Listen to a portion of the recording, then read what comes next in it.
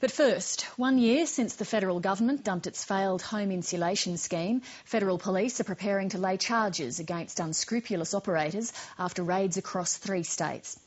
But hundreds of reputable installers have been caught up in the mess too, saying that even though they played by the rules, they've paid a hefty price. They say the government hasn't offered decent compensation to honest workers who lost their jobs. National Affairs correspondent Heather Hewitt reports on the case of one company which faced bankruptcy when the government ended the scheme. It's been a long, hard year for these workers. Casualties of the government's cancelled home insulation scheme, they're now installing solar panels in suburban Melbourne homes. We've not been paid for 6 to 7 months or whatever, and we've had no help from the government, and they said they'll help us out. Everybody is basically just come together and work for free in order to kick this company on. I've got credit card bills, I've car repayments I had to pay. I mean, I'm sitting there getting calls from banks every single day, and they don't let up. They don't care what your situation is.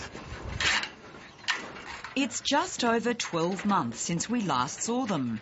Employees at Connect 2 on the edge of Melbourne's CBD, we filmed them and 12 others being laid off soon after the government dumped the insulation scheme because of growing reports of shonky operators. I've never been in a situation like this before.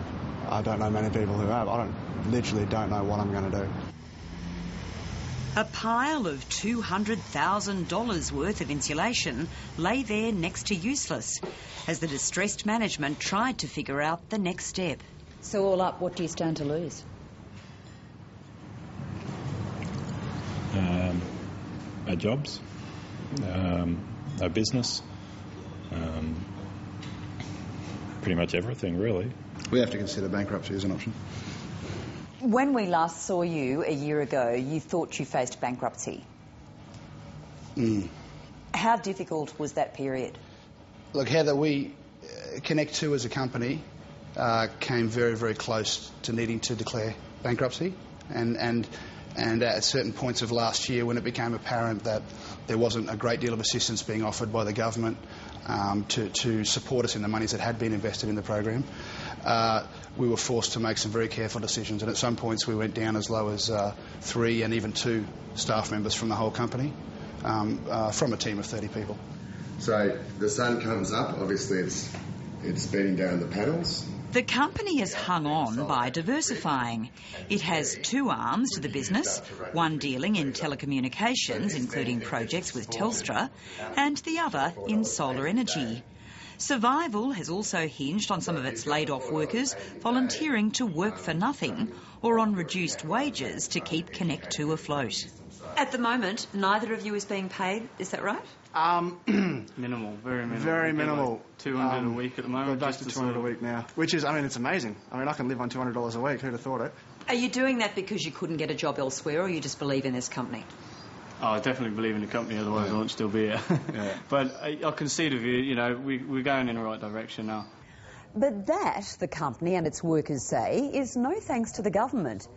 There's frustration here that while the government has recently publicised raids on shonky operators, little, if anything, has been heard of what became of the reputable ones and their staff. The $41 million compensation package, it turns out, didn't stretch far amongst more than 6,000 registered insulation companies. I think after working with those parties the government sent to us for a number of months, finally after about 4 months, we received that compensation, and in total it equated to less than 1 week's wage for each of the staff members that we had to let go. That's not very much, is it, if you have a family to support? There's a limit on the amount of assistance that government can give. This has always got to be viewed as transitional assistance to try to lessen the shock of a sudden change of a government program, which is what occurred here. I think you'd have to remember also, Heather, that there was great opportunities and a tremendous amount of work provided for the period that the program was running. All I can say is that in my experience, things were certainly not followed through, and certain individuals and certain businesses have been left high and dry. Thank you. Gareth Sawyers is one who certainly puts himself in that category. He was a sales manager at Connect 2 with a young family to support when the insulation scheme was scrapped. He spent the next 5 months out of work. It was a great shock. Wasn't expecting it, and what came afterwards was, really not good. So I had no income for 5 months, which made it very difficult for my family. He kept his head above water just by delving into his savings and juggling credit cards. Because he's on a skilled migration visa, he was told he wasn't eligible for the dole, and the government's offer of retraining didn't extend to him. It definitely wasn't directed at people in my position, unfortunately, so I didn't see anything myself at all. Some of his fellow workers claim the government did little to promote retraining packages, despite its boast that 2,000 redundant employees took up the offer. Did anybody from a government department come and see you to reassure you that you would be retrained or you'd be given assistance? They said they were going to. 2 blokes came for 1 meeting, I think, in the office, which lasted maybe half an hour, and that was it. There must be other examples like that. Is that good enough? I can't comment directly on those examples because I've not been informed about that. I've been advised that something over 2,000 redundant workers have been provided with retraining. That's 2,000 out of the 40,000 workers the industry estimates were employed under the scheme. At Connect 2, 1 year on, staff still feel the government let them down. They make these promises, they say they're going to come through for the Australian people, guys like us, everyday Joes, and then, we don't feel like doing that anymore, but who cares what it means for these people? I'd be very sorry to think that anyone in Australia thought that a Labor government didn't care about ordinary working people. That's our primary objective. Would you trust the government again if a scheme like this came up? I'd find it very difficult to make a choice to trust the current government again. That report from Heather Hewitt.